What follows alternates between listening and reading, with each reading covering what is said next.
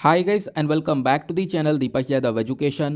Welcome to the Daily Hindu News and Editorial Analysis of 31st of January 2022. तो guys आज है तारीख 31 जनवरी 2022 और है मंडे। देखेंगे आज के द हिंदू कंप्लीट न्यूज़पेपर को। द हिंदू कंप्लीट न्यूज़पेपर को एनालाइज करेंगे, बट लेक्चर में आगे बढ़ने से पहले अगर आप लोग को इस लेक्चर का पीडीएफ चाहिए तो क्या करना है, सबसे पहले डाउनलोड करना है टेलीग्राम और फिर जाकर सर्च बॉक्स में टाइप करना है Deepak Yadav Education. As you can see guys आप लोगों को ये वाला चैनल मिल जाएगा, इस पर क्लिक करना और जाकर इस चैनल को ज्वाइन कर लेना। देखो अगर आप लोगों को इस तरीके से ये चैनल नहीं मिलता है तो नीचे डिस्क्रिप्शन बॉक्स में आप सभी लोगों को टेलीग्राम का लिंक दिया गया है, वो लिंक इसी चैनल का है। जैसे आप उस पर क्लिक करोगे ऑटोमेटिकली ये चैनल ओपन हो जाएगा, इसको जाकर ज्वाइन कर लेना। ज्वाइन करने से फ़ायदा क्या होगा, यहाँ पर आप लोगों को डेली बेसिस पर लेक्चर का पीडीएफ मिल जाता है, डेली करंट अफेयर के वीडियो का पीडीएफ मिल जाता है और डेली बहुत सारे डिजिटल नोट्स मिल जाते हैं। ये सारी चीज़ें मिलती हैं बिल्कुल फ्री में, तो जाकर इसको ज़रूर ज्वाइन करना। नाउ बढ़ते हैं आगे। आगे बढ़ने से पहले हमेशा की तरह हम लोग अपने लेक्चर को एक मैप के क्वेश्चन के साथ स्टार्ट करेंगे। तो आज आप सभी लोगों को मैप में जाकर देखना है सी ऑफ मरमरा को कहाँ पर है ये एग्जैक्टली लोकेटेड, रिसेंटली चर्चा में था, तो अच्छे से मैप में देखना। देन उसके बाद आकर नीचे कमेंट सेक्शन में टाइप करना, जिससे कि आप लोग इसको लंबे समय तक याद रख पाओगे। साथ ही साथ एक क्वेश्चन सॉल्व करेंगे जो कि यूपीएससी प्रीवियस ईयर 2011 के प्रीलिम्स में पूछा गया था। डेली बेसिस पर हम लोग यहाँ पर एक प्रीवियस ईयर क्वेश्चन को भी सॉल्व करते हैं। क्वेश्चन बहुत सिंपल सा है, अगर आप लोग को थोड़ी बहुत भी इकॉनमी पसंद है तो डेफिनेटली इसको सॉल्व कर पाओगे। क्वेश्चन क्या बोलता है, economic growth is usually coupled with what, मतलब कि जो इकोनॉमिक ग्रोथ है वो किस चीज़ के साथ आपको रिलेटेड देखने को मिलेगी। ए डिफ्लेशन, बी इन्फ्लेशन, सी स्टैगफ्लेशन या फिर डी हाइपर इन्फ्लेशन। तो इसका सही आंसर आप सभी लोगों को नीचे कमेंट सेक्शन में देना है। जिन लोगों को भी इकोनॉमिक्स के अंदर काफ़ी इंटरेस्ट है वो डेफिनेटली इसका आंसर तुरंत एक तरीके से पहचान गए होंगे इसका आंसर क्या हो सकता है। देखो जिन लोगों को नहीं मालूम है तो डेफिनेटली जाकर आपको सर्च करना है, सर्च करने पर आपको आंसर मिलेगा, साथ ही साथ और भी बहुत सारी इन्फॉर्मेशन मिलेगी। एटलीस्ट सभी लोग ट्राई करना, सभी लोग ट्राई करोगे तभी इसका आंसर आएगा। फिर उसके बाद पार्टिसिपेट करना और कमेंट सेक्शन में इसका आंसर टाइप करना। इसका सही आंसर आप लोगों को मैं वीडियो के लास्ट में प्रोवाइड करवा दूंगा, तो टेंशन लेने की ज़रूरत नहीं है। अगर आप लोग को और पहले आंसर चाहिए तो इसका आंसर आपको टेलीग्राम चैनल पर मिल जाएगा, उस टेलीग्राम का लिंक आपको नीचे डिस्क्रिप्शन बॉक्स में मिल जाएगा।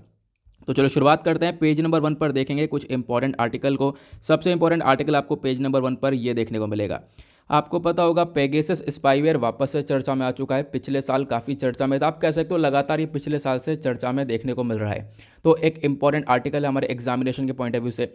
अब कैसे इंपॉर्टेंट हो सकता है वो मैं आप लोग को आगे बताऊंगा, लेकिन उससे पहले आपको पता होगा कल एक भी वीडियो नहीं आया था, ना ही डेली करंट अफेयर का वीडियो आया था, ना ही द हिंदू न्यूज़पेपर का वीडियो आया था। कल मेरी हेल्थ बिल्कुल भी सही नहीं थी, हेडेक वगैरह काफ़ी ज़्यादा था, आइज़ में स्वेलिंग थी, उसी की वजह से यहाँ पर मैं कोई भी वीडियो रिकॉर्ड नहीं कर पाया। हालांकि ये वीडियो रिकॉर्ड करने बैठा भी था लेकिन वो हो नहीं पाया, इसी वजह से फिर मैंने यहाँ पर उस वीडियो को रिकॉर्ड ही नहीं किया। और एक मैसेज डाल दिया था, मैसेज जब मैंने डाला टेलीग्राम पर और यूट्यूब के कम्युनिटी टैब में भी मैंने पोस्ट कर दिया था, इतने सारे मेरे पास मैसेजेस आए, बहुत सारे वेल विशेस आए। सच में एक फैमिली सा पूरा क्रिएट हो चुका है हमारा, और मतलब कि इतने सारे वेल विशेस देखने को मिले जिससे कि मुझे काफ़ी मोटिवेशन मिलता है और काफ़ी मोटिवेशन मिला भी। और उन सब चीज़ों को देखते हुए मैंने रात में जैसे तैसे डेली करंट अफेयर का वीडियो फिर रिकॉर्ड किया ना, फिर आज मैं मॉर्निंग में उठ गया हूँ तुरंत। फिर उसके बाद मैंने आज भी वीडियो प्रिपेयर किया, अब नाउ फाइनली इसको रिकॉर्ड कर रहे हैं। तो पहली बात तो थैंक यू आप सभी लोगों का इतना सपोर्ट करने के लिए। स्टार्टिंग से यहाँ पर बहुत सारे लोग मेरे साथ जुड़े हुए हैं, बहुत स्टार्टिंग से जुड़े हुए हैं। जब चैनल के ऊपर 10 के सब्सक्राइबर्स थे वो आज तक यहाँ पर जुड़े हुए हैं, जिन्होंने मुझे पहले मैसेज किया हुआ था। तो मतलब है एक फैमिली सा यहाँ पर कनेक्शन बन चुका है अपनी पूरी मतलब सब्सक्राइबर बेस का। तो एक बार फिर से मैं आप सभी लोगों को एक थैंक यू ज़रूर बोलना चाहूँगा। आते हैं आर्टिकल के ऊपर। नेक्स्ट जो ये आर्टिकल है यहाँ पे क्या चर्चा की गई है, देखो हुआ क्या है, पेगासस इशू को लेकर काफ़ी चर्चा इसलिए हो रही है। रिसेंटली न्यूयॉर्क टाइम ने एक आर्टिकल पब्लिश किया, इन्होंने रिपोर्ट पब्लिश करी और रिपोर्ट के अंदर ये बताया कि इंडिया और इजराइल के बीच में एक डील हुई थी, $2 बिलियन की ये डील हुई थी। और इस डील के अंदर क्या हुआ, इंडिया ने इजराइल से पेगासस स्पाईवेयर को परचेज़ किया है, पेगासस स्पाईवेयर को खरीदा है। अब जैसे यहाँ पर ये रिपोर्ट पब्लिश होती है पूरे में यहाँ पर आप कह सकते हो हंगामा बच जाता है और बहुत ज़्यादा ये न्यूज़ फैल जाती है। आप हर एक सोशल मीडिया अकाउंट पर देख लो, मतलब जहाँ पर भी आपको देखना है कोई भी न्यूज़पेपर उठाकर देख लो, उसमें ये आर्टिकल आपको कल तो देखने को मिला ही था कि पेगासस स्पाईवेयर इंडिया ने खरीदा है, ये कंफर्म हो चुका है, ऐसे यहाँ पर रिपोर्ट्स आ रही हैं। ठीक है, अब हो क्या रहा था, देखो रिसेंटली आपको पता होगा सुप्रीम कोर्ट ने काफ़ी फोर्स किया। सुप्रीम कोर्ट ने ही पूछा गवर्नमेंट से क्या आपने पेगासस स्पाईवेयर का इस्तेमाल किया है तो हम लोग को बताओ। लेकिन गवर्नमेंट ने ना हाँ में जवाब दिया था ना में जवाब दिया था, आपको पता होगा। लेकिन अब जो रिपोर्ट्स आ रही हैं वो ये बता रही हैं कि ये डील हुई थी, $2 बिलियन की डील हुई थी, जिसमें भारत ने पेगासस स्पाईवेयर इजराइल से परचेज़ किया है। अब हुआ क्या, इस रिपोर्ट को आने के बाद यहाँ पर कांग्रेस लीडर हैं, अब कांग्रेस लीडर है तो डेफिनेटली यहाँ पर अपोजिशन में चले गए होंगे, हाँ बिल्कुल, तो इन्होंने यहाँ पर बिल्कुल अपोजिशन में रख कर ये स्टेटमेंट दिया है। इन्होंने ये बोला कि हमारे प्राइम मिनिस्टर ने रिसेंटली बोला कि इंडिया इजराइल के जो रिलेशनशिप है वो नए गोल्स को सेट कर रहे हैं। तो यहाँ पर ये कांग्रेस लीडर हैं पी चिदम्बरम साहब, इनका कहना यह है हाँ नए गोल सेट कर रहे हैं, पता है कैसे सेट कर रहे हैं। अभी यहाँ पर पेगासस स्पाईवेयर को डील हुआ है, आने वाले टाइम पर ये डील और महंगा होगा, ठीक है। अभी 2 बिलियन का हुआ है, आने वाले टाइम पर 4 बिलियन का होगा। तो बेसिकली यहाँ पर इनका एक ओपोजिशन दिखाया गया है जो हमारे एग्जाम के रिलेटेड मैटर नहीं करता है, बट जो मैटर करता है इस पर्टिकुलर आर्टिकल के अंदर वो है पेगासस स्पाईवेयर। आखिरकार यहाँ पर है क्या ये स्पाईवेयर, तो इसके बारे में समझ लेना। बहुत सारे लोगों को पता होगा लेकिन बहुत सारे लोगों को अभी भी नहीं पता होगा। अभी आपको पता है बजट सेशन स्टार्ट है और कल जो है हमारा बजट भी आ जाएगा। अब बजट आएगा तो वो बजट सेशन वगैरह चल रहा है, तो बजट सेशन के अंदर ही आप कह सकते हो ये सेशन के दौरान ही ये सारी परेशानियां आ चुकी हैं, पेगासस स्पाईवेयर का इशू निकल कर आ चुका है। वो चीज़ें इस आर्टिकल के अंदर मेंशन की गई हैं। नाउ चलो मैं आपको कुछ इंपॉर्टेंट बातें बताता हूँ। पहले मैं आपको बताता हूँ ये आर्टिकल कैसे इंपॉर्टेंट होगा। अगर आप लोगों ने सिलेबस देखा है तो आपके सिलेबस के अंदर जीएस पेपर 3 के अंदर साइबर वॉरफेयर, साइबर सिक्योरिटी करके यहाँ पर ये सारे पॉइंट्स देखने को मिलेंगे। तो सिलेबस के अंदर ये सारी चीज़ें मेंशन्ड है ना, तो सिलेबस यहाँ से रिलेट कर सकते हो। तो पेगासस का मतलब क्या होता है आप देख पाओगे यहाँ पर इस प्रकार से आपको ये मिथिकल क्रिएचर देखने को मिलेगा। ये एक घोड़ा है जिसके यहाँ पर बड़े बड़े पंख देखने को मिलेंगे, ये यहाँ पर आपको पेगासस कहलाता है, ठीक है। पेगासस देखने को मिलता है। अब इसी के नाम पे पेगासस स्पाईवेयर रखा गया है। अब इस स्पाईवेयर का मतलब क्या है, स्पाईवेयर का मतलब है यहाँ पर जासूसी करने वाला यहाँ पर एक सॉफ्टवेयर। तो इसको हम लोग एक मैलिशियस सॉफ्टवेयर भी बोल सकते हैं। तो एक सॉफ्टवेयर बनाया गया है जिसका यूज़ करके किसी दूसरे व्यक्ति की जासूसी की जा सकती है, उसके फ़ोन के डेटा को निकाला जा सकता है। जैसे कि अगर यहाँ पर क्वेश्चन ये आता है कि आखिरकार ये पेगासस स्पाईवेयर कर क्या सकता है जो इतना चर्चा में है, इतना ज़्यादा इसका अपोजिशन दिखाया जा रहा है, तो कर क्या सकता है। कर ये सकता है कि किसी भी व्यक्ति के फ़ोन में हम लोग इस पेगासस स्पाईवेयर को इंस्टॉल कर सकते हैं। इंस्टॉल कैसे कर सकते हैं, उसके फ़ोन में एक एसएमएस देके, व्हाट्सएप कॉल के माध्यम से, आई मैसेज के माध्यम से, या फिर आप कर सकते हो और भी बहुत सारी चीज़ें हैं। कॉलिंग करने का एक मिस कॉल देकर भी उस व्यक्ति के फ़ोन में पेगासस स्पाईवेयर को इंस्टॉल किया जा सकता है। होना क्या चाहिए यहाँ पर, उस व्यक्ति का नंबर हो, ठीक है। मतलब क्या है, जिस व्यक्ति के फ़ोन में पेगासस स्पाईवेयर हमें इंस्टॉल करवाना है उस व्यक्ति का फ़ोन नंबर होना चाहिए। क्या होगा, अब फ़ोन नंबर होगा तो हम उसके फ़ोन पे एक मिस्ड कॉल मारेंगे, मिस्ड कॉल मारने के साथ साथ वो पेगासस स्पाईवेयर उसके फ़ोन में इंस्टॉल हो जाएगा और जो मिस्ड कॉल भी आई होगी वो मिस्ड कॉल भी डिलीट हो जाएगी। तो मतलब पेगासस स्पाईवेयर उसके फ़ोन में इंस्टॉल हो चुका है, उसको पता नहीं चला, ठीक है। अब इंस्टॉल हो गया तो क्या दिक्कत होगी, क्या क्या हम लोग उसकी इन्फॉर्मेशन को ले सकते हैं, तो आप देख पाओगे ये सारी ही इन्फॉर्मेशन ली जा सकती है। उसके एसएमएस को निकाला जा सकता है, उसके ईमेल्स को एक्सट्रैक्ट किया जा सकता है, photos, videos, contacts, record calls, WhatsApp chats, calendar, active microphone, ये बहुत इंपॉर्टेंट है। मान लो यहाँ पर एक व्यक्ति है, अब देखो फ़ोन हर किसी के लिए आज के टाइम पर बहुत इंपॉर्टेंट बन चुका है। अब वो किसी मीटिंग में गया अपना फ़ोन रखकर, अपने जेब में फ़ोन रखा हुआ है और मीटिंग में, अब क्या कर सकते हैं, उस मीटिंग में ही बैठे बैठे उस व्यक्ति के फ़ोन का माइक्रोफोन एक्टिवेट कर सकता है। माइक्रोफोन एक्टिवेट हो जाएगा तो वो जो भी बातें चल रही हैं मीटिंग के अंदर वो भी यहाँ पर सुनी जा सकती हैं। कैमरा को एक्टिवेट किया जा सकता है, जीपीएस डेटा को एक्टिवेट किया जा सकता है। तो ये सारे काम किए जा सकते हैं इस स्पाईवेयर के थ्रू। तो इसी वजह से ये स्पाईवेयर इतना ज़्यादा इशू में देखने को मिल रहा है। बोला गया, पहले भी काफ़ी सारे एलिगेशंस गवर्नमेंट के ऊपर लगाए गए और बोला गया कि सरकार ने पेगासस स्पाईवेयर का इस्तेमाल किया है। देखो जनरली होता क्या है, इस पेगासस स्पाईवेयर का जो कंट्रीज़ इस्तेमाल कर रही हैं वो अपने कंट्रीज़ में कुछ मिनिस्टर्स, जो अपोजिशन मिनिस्टर्स, अपोजिशन पार्टीज़ है, उनके ऊपर यहाँ पर लगातार इस्तेमाल कर रही हैं। ऐसा यहाँ पर देखने को मिला है। और इजराइल ने यहाँ पर इस पेगासस स्पाईवेयर को बनाया है। तो ध्यान रखना, ये छोटा सा पॉइंट है, बहुत इंपॉर्टेंट। और पेगासस स्पाईवेयर काफ़ी चर्चा में, तो डेफिनेटली पॉसिबिलिटी है कि इसके ऊपर एक क्वेश्चन बन सकता है, ठीक है। तो इजराइल का एक ग्रुप है, एक कंपनी एनएसओ ग्रुप, तो यहाँ पर ध्यान रखना इन्होंने यहाँ पर इस पूरे स्पाईवेयर को बनाया है। और आज के टाइम पर बहुत सारी कंट्रीज़ परचेज कर रही हैं, बांग्लादेश, सऊदी अरेबिया, इन्होंने भी परचेज़ कर रखा है। प्लस इंडिया के ऊपर यहाँ पर एलिगेशंस है कि यहाँ पर इंडिया ने भी इसको परचेज़ किया है। तो फिलहाल अभी यही इसी चीज़ को लेकर एक रिपोर्ट आई थी और उसी रिपोर्ट ने यहाँ पर ये सारे इशू पैदा किए हैं। क्लियर हो चुका है, आई होप आप लोगों को समझ में आ चुका है। बाकी आपको कुछ लिखना है पेगासस स्पाईवेयर के बारे में तो आपको ये नीचे इन्फॉर्मेशन दिख रही है, जो बातें मैंने आपको बताई हैं वो बातें यहाँ पर आपको लिखित में मिल जाएंगी। चाहो तो आप लोग अपने पास लिख कर रख सकते हो या फिर जहाँ पर भी नोट्स बना रहे हो वहाँ पर कॉपी पेस्ट कर सकते हो, ठीक है। ये आपको ध्यान रखना है।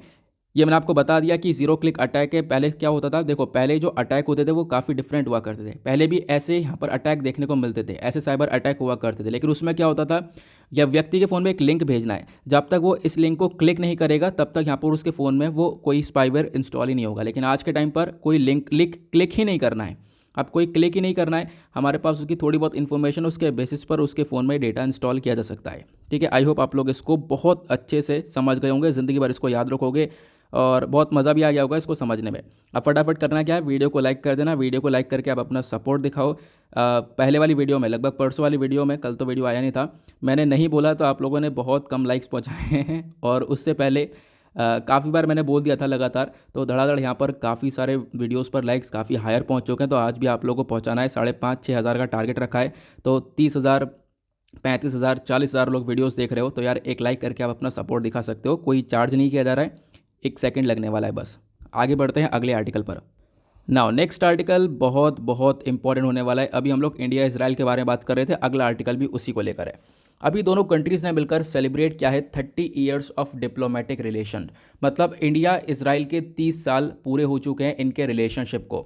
इसके बारे में हम थोड़ा सा डिटेल से डिस्कस करेंगे, बहुत इंपॉर्टेंट आर्टिकल है हमारे एग्जामिनेशन के पॉइंट ऑफ व्यू से।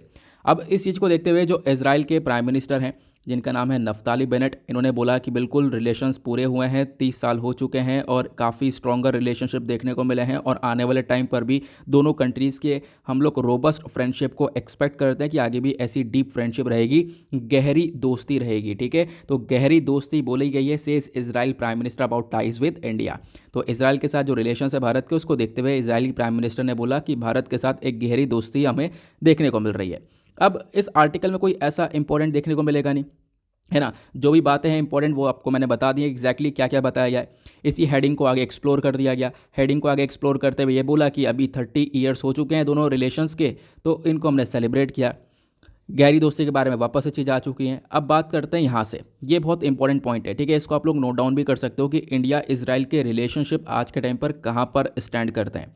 पहले तो हम लोग इन दोनों कंट्रीज़ के रिलेशनशिप का बैकग्राउंड देखेंगे, क्योंकि जब भी आप लोग इंटरनेशनल रिलेशंस पढ़ते हो, उसके लिए आप यहाँ पर कोई भी बुक रेफर कर रहे होंगे, कोई भी बुक, देखो बहुत सारी बुक मार्केट के अंदर है, कोई भी बुक अगर आप लोग रेफर कर रहे होंगे तो उसमें बस खाली आपको करना क्या होता है, इसकी बात के ऊपर आज फोकस करना। जो भी इंटरनेशनल रिलेशन न्यूज़ में है उन्हीं रिलेशंस को कवर करना। ऐसे अगर आप लोग पढ़ने लग गए तो बहुत सारी बुक है जो कि 500 पेजेस से ऊपर की हैं। ठीक है, आपने देखा होगा। तो क्या है कि पूरी बुक पढ़ने बैठ गए तो वहाँ पर आपको एक तरीके से लॉस ही होगा। करना क्या है, जो भी रिलेशनशिप, जो भी कंट्रीज़ के रिलेशन न्यूज़ में है, सिर्फ और सिर्फ उनको रिवाइज करो, उनके रिगार्डिंग 2-4 पॉइंट्स अपने पास लिख लो जो कि आपके लिए मैटर करेंगे और मेंस में आपको हेल्प करेंगे, और डेफिनेटली प्रीलिम्स पे कोई क्वेश्चन बनेगा तो उसको आप सॉल्व कर पाओगे। ठीक है, अब जैसे इंडिया इजराइल चर्चा में है कि 30 साल इनके हो चुके हैं इनके रिलेशनशिप को, तो इसके बारे में पढ़ना बहुत ज़्यादा ज़रूरी बन गया। अब बैकग्राउंड के बारे में बात करें, जो दोनों कंट्रीज़ के कॉपरेशन है, जो इनके रिलेशंस हैं, वो स्टार्ट हुए थे साइनो इंडिया वॉर ऑफ 1962 के रिगार्डिंग। ठीक है, जो 1962 की वॉर चल रही थी, ठीक है, तभी से यहाँ पर रिलेशनशिप और ज़्यादा बेहतर हो गए थे। होता क्या है, 1965 में इसराइल ने हम लोग को काफ़ी कुछ सपोर्ट किया, लगभग हमें M58 160 mm मोटर एमुनिशन को सप्लाई किया, एक वेपन सप्लाई किया, एक हथियार दिया भारत को। ठीक है, और ये कब दिया, जब भारत एक युद्ध लड़ रहा था पाकिस्तान के साथ में। ठीक है, अब उसके बाद इसराइल एक और इंपॉर्टेंट कंट्री बन जाता है भारत के लिए। क्यों पता है, भारत ने यहाँ पर एक पोखरान न्यूक्लियर टेस्ट किया था 1998 के अंदर। ठीक है, अपना एक न्यूक्लियर टेस्ट किया था। अब जैसे ही भारत ने न्यूक्लियर टेस्ट किया, दुनिया भर से निंदा हो रही थी भारत की, सब लोग अगेंस्ट में चले गए थे, कोई भी इंडिया को सपोर्ट कर नहीं रहा था, लेकिन कुछ ही कंट्री सपोर्ट कर रही थी, उसमें से एक इसराइल भी था। इसराइल ने भारत के पोखरान न्यूक्लियर टेस्ट की कोई भी निंदा नहीं करी, बिल्कुल भी यहाँ पर आप कह सकते हो क्रिटिसिज्म देखने को नहीं मिला। तो एक तरीके से यहाँ से सपोर्ट दिख गया और तभी से आप कह सकते हो रिलेशंस और ज़्यादा डेवलप हो गए। अब बात करें आज के टाइम पर इंडिया इजराइल के जो रिलेशंस है वो कहीं ना कहीं डिफेंस को लेकर बहुत ज़्यादा स्ट्रॉन्गर हैं, आर्म्स ट्रेड को लेकर है, मतलब जो वेपन्स है, हथियार का हम लोग व्यापार बहुत ज़्यादा करते हैं। एग्जैक्टली आप कह सकते हो इजराइल से भारत बहुत सारे हथियारों को खरीदता है, आगे मैं उसके बारे में भी बताऊँगा। तो आज तो जो बात है, आज वो सिर्फ हथियारों तक नहीं रुकी है, हम लोग वेपन्स के अलावा काउंटर टेररिज्म के ऊपर काम कर रहे हैं कि आतंकवाद को कैसे ख़त्म किया जा सकता है, साइबर सिक्योरिटी के रिगार्डिंग काम कर रहे हैं। तो कंट्रीज़ और भी बहुत सारी अलग अलग स्टेप्स के ऊपर यहाँ पर काम करती हुई नजर आ रही है, और स्पेस सेक्टर में भी दोनों कंट्रीज़ मिलकर काम कर रही हैं। ठीक है, फिर उसके बाद देखो एक बात और है, इंडिया एक लार्जेस्ट आर्म कस्टमर रहा है इसराइल का 2017 में, मतलब 2017 में इसराइल से हम लोगों ने बहुत सारे हथियार खरीदे हैं। लगभग 715 मिलियन यूएस डॉलर्स के हम लोगों ने ये हथियार को परचेज़ किया था। आपको इसके बारे में ध्यान रखना है। एक रिपोर्ट आती है सिप्री। अब देखो ये वाला पॉइंट बहुत इंपॉर्टेंट है। जब भी आप लोग रिलेशन लिखो इंडिया इसराइल के, खासकर डिफेंस के मामले में, तो इसको आप मेंशन कर सकते हो। ये कुछ फैक्ट्स हैं, कुछ रिपोर्ट्स बता रही हैं जो कि आपके आंसर को यूनिक करेंगी। जो सिप्री है basically Stockholm International Peace Research Institute. अब इस रिपोर्ट ने यहाँ पर बताया कि जो इजराइल है वो इंडिया का थर्ड लार्जेस्ट सप्लायर देखने को मिलेगा डिफेंस के मामले में। तो इजराइल ने, आप कह सकते हो, बहुत सारा हथियार सप्लाई किया है भारत को रशिया यूएसए के बाद, क्योंकि टॉप पर आप देख पाओगे रशिया यूएसए रहे, उसके बाद इजराइल कहीं ना कहीं थर्ड नंबर पर देखने को मिला। ये क्लियर हो गई बात। अब बात करते हैं डिफेंस टेक्नोलॉजीज़ के बारे में कि आखिरकार यहाँ पर आप बता रहे हो कि भारत ने बहुत सारे हथियार खरीदे, तो खरीदा क्या गया है ये भी बता दो। तो देखो उसमें अगर हम बात करें, सबसे पहले आता है यूएवी, अनमैन्ड एरियल व्हीकल, मतलब कि जो ड्रोन्स होते हैं, ठीक है। बहुत सारे ड्रोन्स परचेज किए हैं अलग अलग प्रकार के इजराइल से। जैसे यहाँ पर कह सकते हो multi mission tactical unmanned aerial vehicle हो गया, ये सर्विलांस के लिए, निगरानी रखने के लिए है। और उसके बाद यहाँ पर हर्मीज 900 हो गया, नाम ध्यान रख सकते हो, हेरॉन हो गया। ये अलग अलग ड्रोन्स देखने को मिलते हैं। उसके बाद एयर डिफेंस सिस्टम में बात करें तो बराक हो गया। बराक जो सरफेस टू एयर मिसाइल है बेसिकली, ये हमने परचेज कर रखी है। किससे? इजराइल से। और पता है खास बात क्या है? खास बात बराक की है कि इसके ऊपर यूपीएससी क्वेश्चन पूछ चुका है, ठीक है। और आपको पता होगा प्रीवियस ईयर क्वेश्चन में मैंने इसके बारे में आपसे पूछ रखा है क्वेश्चन। ये जो बराक मिसाइल है ये कौन से कंट्री से परचेज की गई है? तो इजराइल से परचेज की गई थी, तो इसके बारे में ध्यान रखना, ठीक है। और बाकी और भी बहुत सारी मिसाइल्स जो कि परचेज करी हैं, जैसे कि स्पाइक हो गई, ठीक है, क्रिस्टल मेज हो गया, और बहुत सारे सेंसर्स हम लोगों ने परचेज कर रखे हैं। सर्च ट्रैक गाइडेंस रडार हो गया, फाल्कन हो गया। तो ये अलग अलग सेंसर्स, मिसाइल्स, एग्जैक्टली कहने का मतलब है कि हम लोगों ने कितना कुछ परचेज कर रखा है इसराइल से इन टर्म्स ऑफ डिफेंस, वो यहाँ पर बताया जा रहा है। इसको थोड़ा सा डिटेल में देखना है तो आप लोग पढ़ सकते हो। अभी मैं यहाँ पर ये डिटेलिंग कवर कर नहीं रहा हूँ क्योंकि अभी हमारे कोई इतना ज़्यादा इंपॉर्टेंस इसका है नहीं। नाम ज़रूर ध्यान रख सकते हो कि हाँ हाँ ये परचेज किया गया है, ठीक है। अब बात करते हैं इंडिया इसराइल के डिफेंस कॉपरेशन का इंपॉर्टेंस क्या है। देखो इंपॉर्टेंस सबसे बड़ा आ जाता है पेट्रोलिंग एंड सर्विलांस का। इसराइल के पास काफ़ी अच्छी टेक्नोलॉजीज़ है डिफेंस के मामले में, और हमारे जो नेबरिंग कंट्रीज़ हैं उनके साथ हमारे रिलेशंस काफ़ी ख़राब रहते हैं, चाहे पाकिस्तान हुआ चाहे वो चाइना हुआ। तो यहाँ पर इस चीज़ में इसराइल के जो ये इंपोर्ट्स हैं वो हमें काफ़ी मतलब सपोर्ट कर सकते हैं, ठीक है। ये जो भी हम लोग ड्रोन्स वगैरह इंपोर्ट करें इसराइल से, वो हम लोग को काफ़ी सपोर्ट करते हुए नजर आएंगे। प्लस आज के टाइम पर मेक इन इंडिया के ऊपर भी ध्यान दिया जा रहा है। देखो हो क्या रहा है ना, दोनों कंट्रीज मिलकर आज के टाइम पर जॉइंट वेंचर के ऊपर काम कर रही हैं, मेक इन इंडिया और मेक विद इंडिया। मतलब कि देखो भारत के अंदर उन सामान को बनाया जाएगा प्लस भारत के साथ मिलकर बनाया जाएगा। तो इस प्रकार की डील्स भी हो रही हैं इजराइल के साथ, ठीक है। फिर उसके बाद यहाँ पर एक तो वही देखने को मिलता है, बस ये कुछ ज़्यादा खास नहीं है, ट्रस्टेड सप्लायर है, ज़्यादा हम लोग विश्वास करते हैं इसराइल के ऊपर। ये चीज़ें भी देखने को मिलती हैं, सब बहुत सारी रिपोर्ट्स बताती हैं। आई होप आप लोग को ये सारी चीज़ें अच्छे से क्लियर हो चुकी हैं, क्या क्या इनका पूरा रिलेशनशिप देखने को मिलता है, ठीक है। इसको नोट डाउन करना चाहो तो कर लेना। बाय द वे जितनी भी इन्फॉर्मेशन अभी आप लोगों ने नीचे देखी है वो सब आपको इस न्यूज़पेपर के पीडीएफ में मिल जाएगा। इसी पीडीएफ के अंदर मैंने आप देख पाओगे ये पॉइंट्स को पिन कर रखा है। यहाँ पर जैसे क्लिक करोगे यह सब ओपन हो जाएगा अपने आप ही, ठीक है। पीडीएफ आप लोग टेलीग्राम से डाउनलोड कर सकते हो। पीडीएफ ज़्यादा देर के लिए अवेलेबल नहीं रहेगा, हो सकता है मैं शाम तक छोड़ दूँ, लेकिन डाउनलोड कर लेना और उसके बाद अपने पास रखना, क्योंकि आपको पता है कॉपीराइट इश्यूज़ है, जिसकी वजह से मैं यहाँ पर इसको लंबे समय तक डाउनलोड करके पीडीएफ अपलोड करके नहीं रख सकता, ठीक है। तो बाकी जो इन्फॉर्मेशन अगर आप लोगों को पीडीएफ में भी ओपन नहीं होती है तो आपके लिए एक और टेलीग्राम चैनल बना रखा है दीपक यादव एजुकेशन नोट्स के नाम से, उसको भी ज्वाइन कर लेना। अदरवाइज वो नहीं मिलता है वहाँ पे तो नीचे डिस्क्रिप्शन बॉक्स में उसका भी लिंक दे रखा है, क्लिक करोगे ओपन हो जाएगा, ठीक है। आगे बात करते हैं नेक्स्ट आर्टिकल की में। देखो बात की गई है ब्रह्मोस मिसाइल को लेकर। आपको पता होगा परसों हमने इस आर्टिकल को डिस्कस किया था, इंडिया फिलीपींस के रिलेशन के बारे में डिस्कशन किया था। अब देखो हमने अपना सिलेबस पढ़ रखा है, हमें पता है, हम लोगों ने प्रीवियस ईयर क्वेश्चन पेपर को अच्छे से एनालाइज कर रखा है। मैंने पिछले 8 साल के 10 साल के पेपर बहुत अच्छे से देख रखे हैं। तो उसमें मुझे पता है कि हाँ जो जो रिलेशन न्यूज़ में रहे हैं वो पूछे गए। तो आपने इंडिया इजराइल को पढ़ा, दूसरा रिलेशन क्या चर्चा में आ गया, इंडिया और फिलीपीन, ठीक है। अब यहाँ पर आप देख पाओगे इंडिया फिलीपीन को लेकर क्या है, ये पाइपलाइन लिखा हुआ है, लेकिन ये जो रिलेशन है वो फिलीपींस के साथ हैं, ठीक है। अभी हुआ क्या है आपको पता होगा, रिसेंटली इंडिया फिलीपींस ने एक डील साइन करी है ब्रह्मोस मिसाइल को लेकर। जो ब्रह्मोस मिसाइल है वो भारत ने रशिया के साथ मिलकर बनाए हैं, उसके बारे में आगे चर्चा करेंगे। तो फिलहाल अभी फिलीपींस ने एक डील साइन करी है लगभग $375 मिलियन की, और बोला कि फिलीपींस अब भारत से ब्रह्मोस सुपरसोनिक क्रूज मिसाइल को खरीदेगा। अभी आपने पढ़ा था कि इजराइल से भारत खरीद रहा है, लेकिन भारत आज के टाइम पर काफ़ी डेवलप हो चुका है। बहुत कुछ हम लोग आज के टाइम पर जनरेट कर चुके हैं, खासकर डिफेंस के मामले में खुद बहुत सारे प्रोडक्ट्स को बना रहे हैं। तो हम लोग बनाने के बाद अब उसको बेच भी रहे हैं। तो जो ब्रह्मोस मिसाइल बना उसको हमने फिलीपींस को चेप दिया है, फिलीपींस को बेच दिया है बेसिकली क्या बोल दिया यार, फिलीपींस को हम लोगों ने बेच दिया है। $375 मिलियन की यहाँ पर ये डील देखने को मिलती है। ठीक है, अब क्या हो गया, देखो बोला ये जा रहा है कि अभी फिलीपींस ने जो ये ब्रह्मोस मिसाइल को परचेज़ किया है वो अपने मैरीन के लिए, अपनी नेवी के लिए परचेज़ किया। अब यहाँ पर फिलीपींस इसको थोड़ा और एक्सटेंड करना चाहता है। ठीक है, अब यहाँ पर फिलीपींस इसको परचेज़ करना चाहता है अपनी आर्मी के लिए भी। तो आप ये देख पाओगे कि इसका जो एक्सटेंशन है वो फिलीपींस के अंदर काफ़ी बढ़ चुका है। तो अनदर ब्रह्मोस डील ये देखने को मिलेगी पाइपलाइन के अंदर कि अभी तो नेवी के साथ हो गई, अभी फिलहाल उसके बाद फिलीपींस की आर्मी भी यहाँ पर इसको परचेज़ कर सकती है, ऐसा बताया जा रहा है। तो हमारे लिए काफ़ी अच्छी बात है कि हम लोग अपने डिफेंस प्रोडक्ट्स को इतना ज़्यादा आगे बढ़ाकर चल रहे हैं। अब फिलहाल हम लोग बात करते हैं ब्रह्मोस मिसाइल के बारे में, जो कि आगे डिस्कशन किया गया है। देखो इस आर्टिकल के अंदर ब्रह्मोस मिसाइल अपना आप में इंपॉर्टेंट है, क्यों? क्योंकि आपके सिलेबस के अंदर एक टॉपिक है साइंस एंड टेक का, ठीक है, और डिफेंस टेक्नोलॉजी का, वहाँ से रिलेट कर सकते हो। ब्रह्मोस के बारे में मैंने आपको बताया, एक जॉइंट वेंचर है, मतलब 2 कंट्रीज़ ने मिलकर इसको बनाया हुआ है, और एक है डीआरडीओ, ये भारत का है। उसके बाद आपको दूसरा एनपीओएम देखने को मिलेगा, रशिया का था। इन दोनों ने मिलकर बनाया। ब्रह्मोस का जो नाम है वो कैसे दिया गया? ब्रह्मोस का नाम जो है बेसिकली 2 नदियों के ऊपर, एक ब्रह्मपुत्रा जो इंडिया के अंदर देखने को मिलेगी, दूसरी मोस्कवा, ठीक है, ये आप देख पाओगे, जो कि रशिया के अंदर देखने को मिलेगी।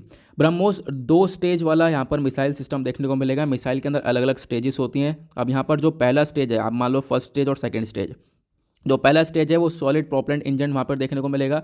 दूसरे स्टेज के अंदर एक लिक्विड रामजेट इंजन देखने को मिलेगा। पहले वाले में सॉलिड, दूसरे वाले में लिक्विड, यहाँ पर आप देख सकते हो। उसके बाद बताया गया जो मिसाइल है बेसिकली एक मल्टी प्लेटफॉर्म मिसाइल है। इसका मतलब यूज़ कैसे कर सकते हैं हम लोग? इसको हम लोग लॉन्च कर सकते हैं ज़मीन से, ठीक है, या फिर हवा से। हवा से कैसे? दूसरे एयरक्राफ्ट से इसको लॉन्च किया जा सकता है, या फिर समुद्र से भी लॉन्च किया जा सकता है। तो अपने आप में ये एक मल्टी प्लेटफॉर्म मिसाइल है। प्लस बोला जाता है इसकी जो एक्यूरेसी है वो पिन पॉइंट एक्यूरेसी है, मतलब अपने सटीक तरीके से अपने सटीक टारगेट पे प्रॉपरली ये हिट करता है। प्लस ये पूरा मिसाइल ऑपरेट करता है, वर्क करता है फायर एंड फॉरगेट सिस्टम के ऊपर, जैसे हम लोगों ने पहले भी डिस्कस कर रखा है। मतलब कि इसको छोड़ दो, छोड़ने के बाद ये अपने आप जैसे लॉन्च कर देंगे, इसको कोई गाइडेंस वगैरह की ज़रूरत होगी नहीं, अपने टारगेट पे आराम से ही हिट हो जाएगा।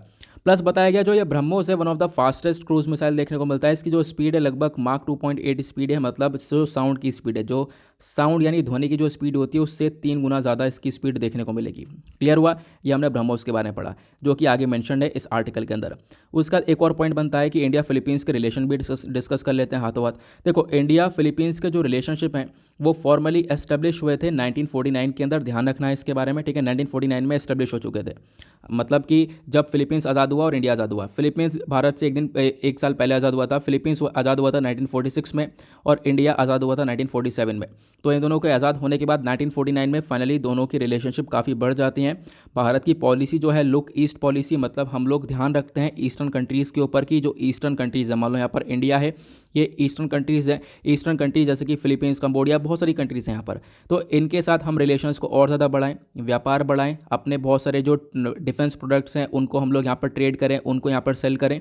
तो ऐसा हमारा ये एम है पूरा। और इन चीज़ों को देखते हुए आप कह सकते हो लुक ईस्ट पॉलिसी का पार्ट है कौन?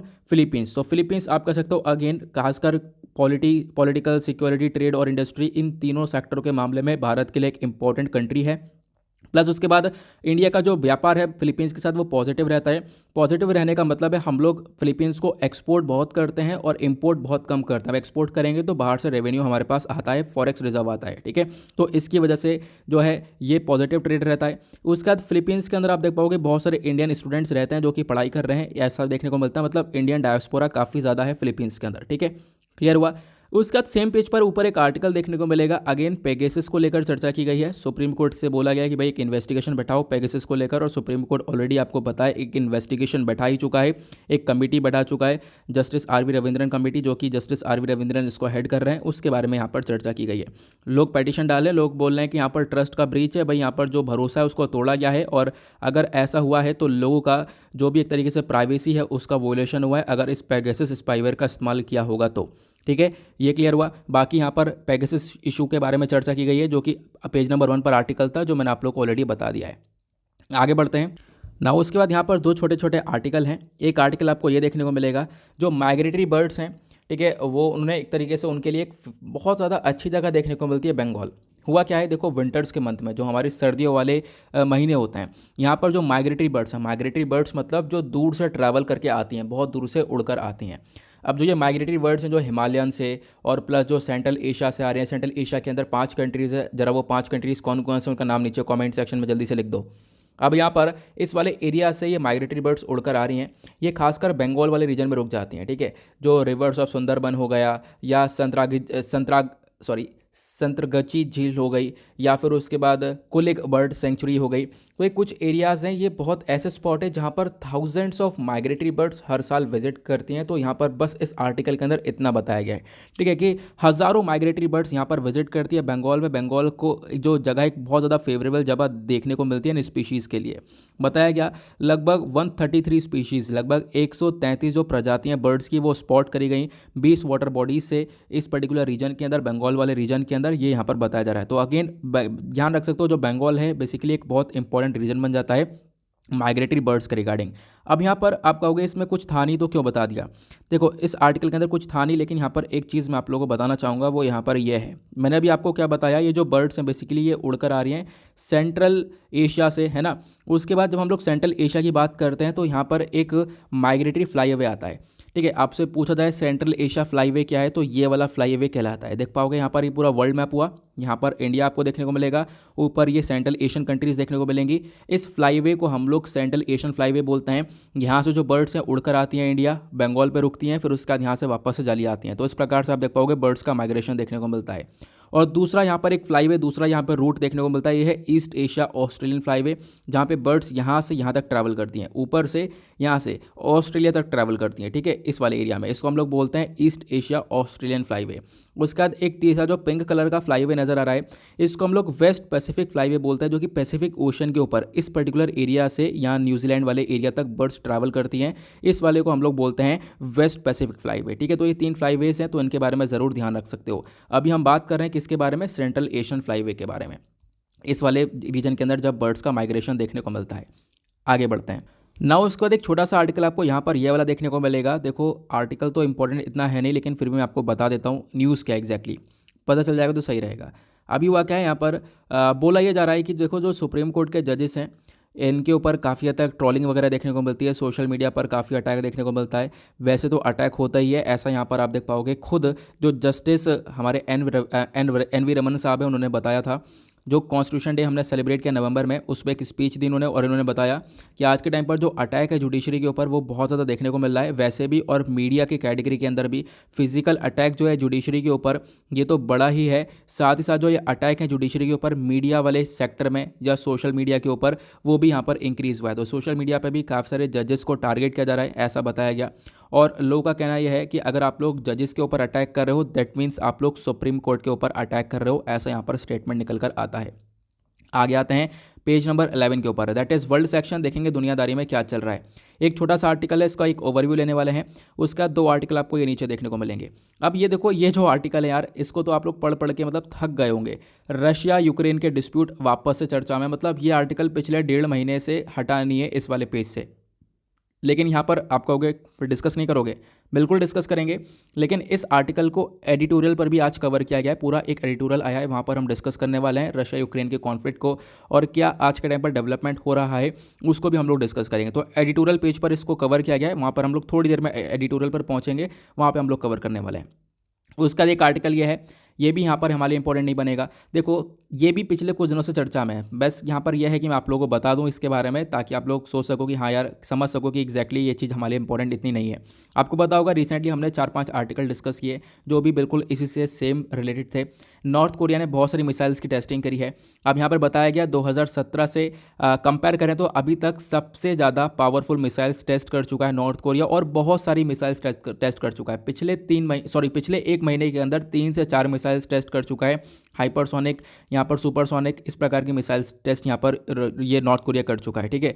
तो आप लोग इसको देख सकते हो। अभी जो ये मिसाइल्स लगातार टेस्ट कर रहे हैं, इससे कंसर्न काफ़ी बढ़ चुका है। यूएस और जो वेस्टर्न कंट्रीज़ वो काफ़ी यहाँ तक मतलब परेशान देखने को मिल रही हैं कि नॉर्थ कोरिया लगातार टेस्टिंग बढ़ा रहा है।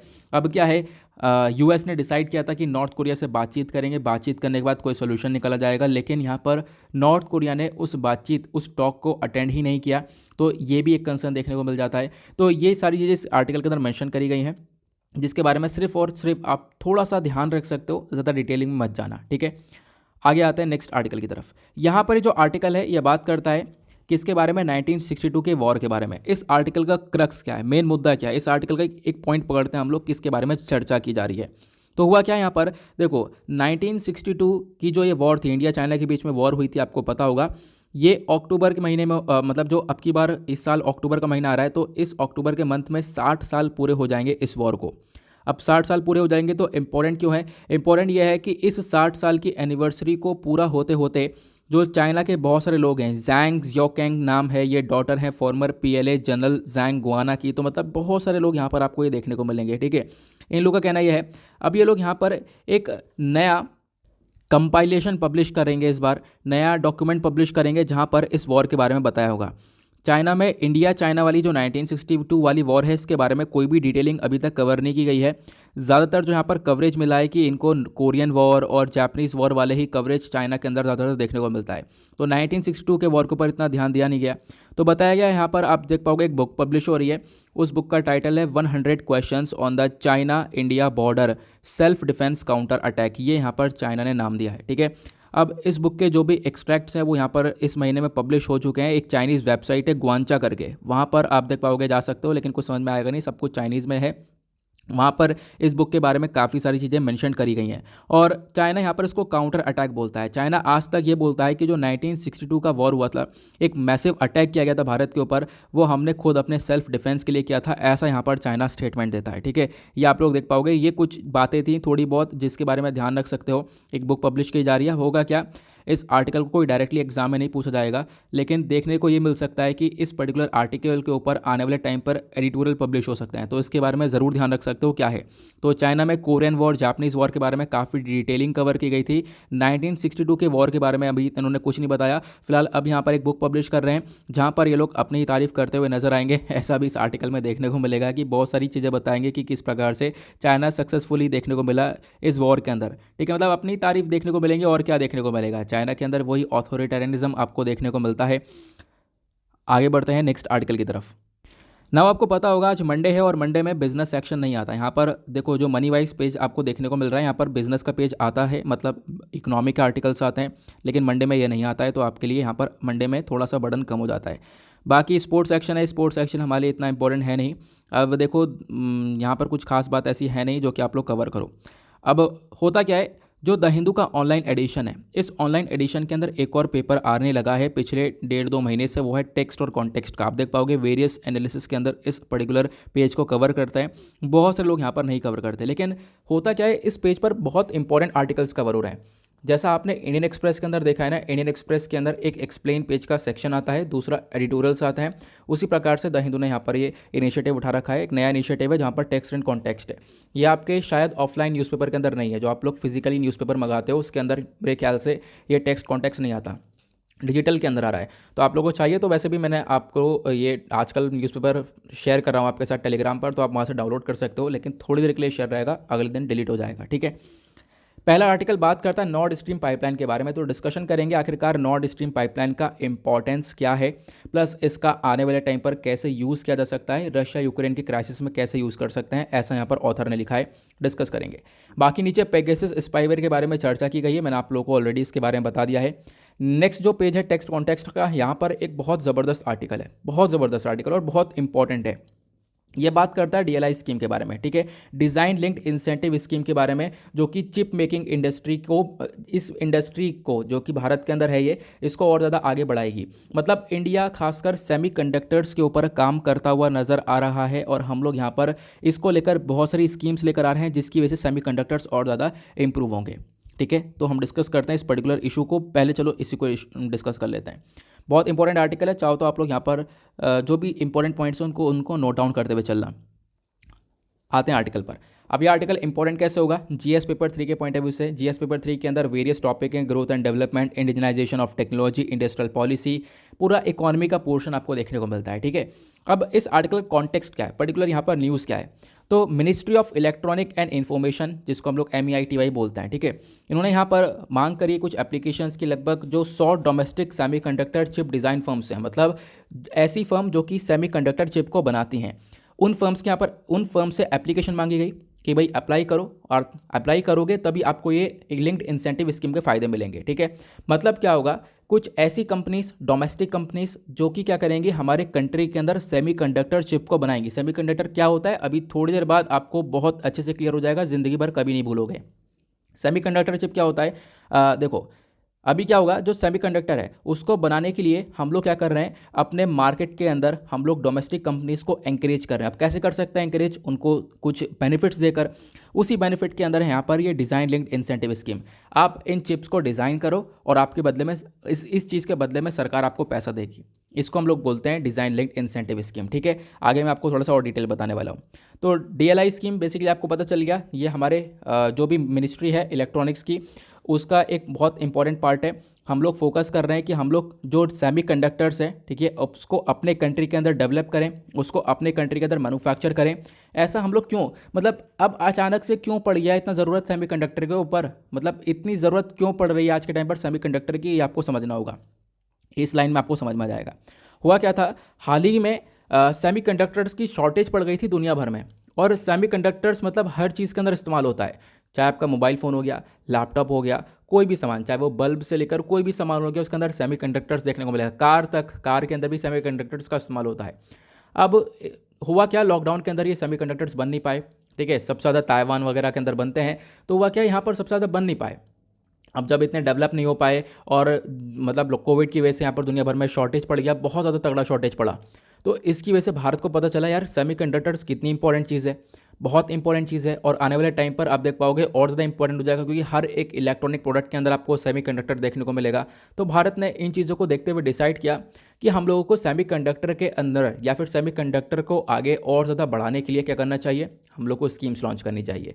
इसी चीज़ को लेकर अभी यहाँ पर डिज़ाइन लिंक्ड इंसेंटिव स्कीम को लॉन्च किया है। जो बड़ी बड़ी फर्म्स हैं, एमएसएमईज़ हैं, छोटी की छोटी यहाँ पर एंटरप्राइजेस देखने को मिलेगा, उनसे बोला कि आप इन फर्म्स, ये जो चिप्स है बेसिकली, इन चिप्स को डिज़ाइन करो। इन चिप्स को आप डिज़ाइन करोगे, इसके बदले में आपको इंसेंटिव मिलेगा।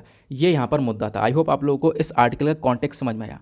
नाउ अब बात है, पहले तो समझते हैं सेमीकंडक्टर आखिरकार होता क्या है। सेमीकंडक्टर एक मटेरियल है जिसके अंदर आप कह सकते हो कंडक्टिविटी होती भी है और नहीं भी होती। कहोगे कि ये क्या बता दिया, कुछ समझ में नहीं आया। देखो कुछ समझ में नहीं आया तो कोई बात नहीं, यहाँ पर अब समझ में आ जाएगा। एक सेकेंड, सारे यहाँ पर पिक्चर्स वगैरह फिलीपींस और ये सारे पिक्चर लगे पड़े हैं कि मतलब कहाँ कहाँ पर लोकेशन जो भी हमने डिस्कस किया है। ठीक है, अभी यहाँ पर, हाँ यहाँ पे आता है। सेमीकंडक्टर आपको कैसे देखने को मिलता है, ऐसा देखने को मिलता है। ठीक है, जिसमें दो टांगे, इसको हम लोग डायोड बोलते हैं, जिसमें तीन है, जिसको हम लोग ट्रायड बोलते हैं। ये बात अलग है, ये डिवाइसेस से छोटे छोटे, इनकी बहुत ज़्यादा ज़रूरत पड़ती है। सेमीकंडक्टर बनते कैसे हैं, ये बनते हैं सिलिकॉन से। सिलिकॉन के अलावा भी और भी बहुत सारी चीज़ें जिससे बनते हैं, उस पर बाद में आएंगे। सेमीकंडक्टर होता क्या, ये बताओ। देखो, सेमीकंडक्टर को समझने से पहले आपको समझना होगा कंडक्टर और इंसुलेटर। कंडक्टर क्या होता है, कंडक्टर एक कॉपर हो गया।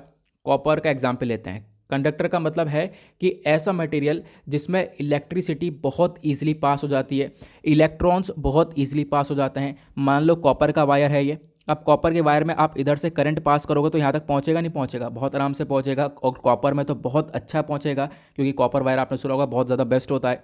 ठीक है, तो होता क्या है यहाँ पर कि इलेक्ट्रिसिटी यहाँ पर बहुत आराम से पास हो रही है, जो एक तरीके से इलेक्ट्रॉन्स है बहुत ईजिली पास हो रहे हैं। तो कंडक्टर्स वो हैं जिनके अंदर इलेक्ट्रॉन्स की कंडक्टिविटी बहुत ज़्यादा ईजी होती है। ठीक है, तो कंडक्टर समझ में आ गए। अब बात करते हैं इंसुलेटर की। इंसुलेटर क्या होता है, इंसुलेटर के अंदर कोई प्लास्टिक हो गया, कोई ग्लास हो गया, कोई रबर हो गई, जिसमें कंडक्टिविटी ज़ीरो होती है, मतलब जिसमें से करंट बिल्कुल पास नहीं होगा। आप देख पाओगे, हम लोग छू लेते हैं करंट को, कुछ वायर्स को, बोला जाता है चप्पल पहन के छुओ। ठीक है, अब क्या है, वो रबर है, रबर के अंदर यहाँ पे कंडक्टिविटी पास नहीं होती है, मतलब ऐसा आप देख पाओगे, है ना। होता क्या है कि जो रबर है या फिर पेपर हो गया, जो पेज हो गया या फिर ग्लास हो गया, इनमें से कहीं भी जो इलेक्ट्रिसिटी है वो पास नहीं होगी। ये क्या होता है, ये इंसुलेटर होता है। अब सेमीकंडक्टर क्या होता है, सेमीकंडक्टर इसके नाम से पता चलता है, यहाँ पर कंडक्टिविटी होगी थोड़ी सी और थोड़ा बहुत यहाँ पर नहीं होगा मामला, है ना। सेमीकंडक्टर मतलब थोड़ा सा ही कंडक्टर होगा। तो कंडक्टर के अंदर इलेक्ट्रिसिटी आराम से पास होती है, इंसुलेटर के अंदर इलेक्ट्रिसिटी नहीं पास होती है। लेकिन सेमीकंडक्टर के अंदर इलेक्ट्रिसिटी पास होती है, लेकिन उसको हम लोग कंट्रोल कर सकते हैं। बस इतना ही मुद्दा है सेमीकंडक्टर के अंदर। मतलब आप पास कर सकते हो इलेक्ट्रिसिटी अपने हिसाब से, आप उसको कंट्रोल कर सकते हो। ज़्यादा छोड़नी है ज़्यादा छोड़ सकते हो, कम छोड़नी है कम छोड़ सकते हो। यहाँ पर आप लोग कंट्रोल कर सकते हो, यहाँ पर हम लोग कंट्रोल नहीं कर पा रहे। ठीक है। तो सेमीकंडक्टर्स के अंदर आप इलेक्ट्रिसिटी कंट्रोलेबल देखने को मिलती है, इतना ज़रूर ध्यान रखना। तो इसी वजह से यहाँ पर चिप को बनाया जाता है, ये चिप्स बनाए जाते हैं जो कि यहाँ पर इलेक्ट्रॉनिक डिवाइसेस के अंदर लगाए जाते हैं, जो कि हमारे यहाँ पर इस कंडक्टिविटी को कंट्रोल करता हुआ नजर आता है। अब सेमीकंडक्टर के मामले में बात करें तो सबसे ज़्यादा आज के टाइम पर ताइवान बनाता है। ये 2020 का डाटा है, ठीक है। 2020 का ये डेटा ये बताता है, ताइवान की कंपनी है TSMC, ठीक है, UMC, ये कुछ कंपनीज है ताइवान की जो कि दुनिया में सबसे ज़्यादा सेमीकंडक्टर चिप्स को मैन्युफैक्चर करते हैं, ठीक है। उसके बाद आपको सैमसंग देखने को मिलेगा, चाइना भी देखने को मिलेगा, सैमसंग साउथ कोरिया का देखने को मिलेगा, चाइना भी, मतलब थोड़ा थोड़ा ये लोग भी मैन्युफैक्चर कर रहे हैं, बट ताइवान आपको ज़्यादातर मैन्युफैक्चर करता हुआ नजर आएगा, ठीक है। अब हुआ क्या, दुनिया भर में शॉर्टेज हुआ लॉकडाउन के बाद, तो इंडिया को पता चला कि भाई हमें भी ज़रूरत है।